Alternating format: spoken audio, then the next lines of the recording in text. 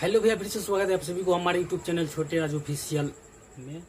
तो भैया आज हम लेकर के आए हैं भोजपुरी सॉन्ग का FLP project and no voice tag, जो कि भैया हम आप लोग को देने वाले हैं। ठीक भैया, तो भैया आप लोग जो है वीडियो को सही से देखिएगा, ठीक है, और पूरा वीडियो को आप लोग भैया देखिएगा, ठीक है। वीडियो में कहीं कहीं पे भैया आप लोग को पासवर्ड मिलने वाला है, ठीक भैया।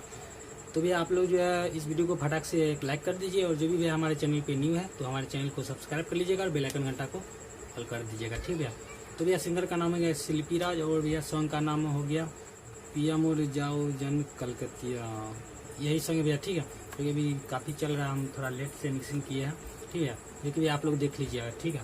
तो भैया इसका जो है पहला पासपोर्ट हो जाएगा 10, उसके बाद भैया आप लोग को वीडियो में मिलने वाला है, ठीक है। तो चलिए भैया देर न करते हुए चलते हैं हम अपने कंप्यूटर स्क्रीन।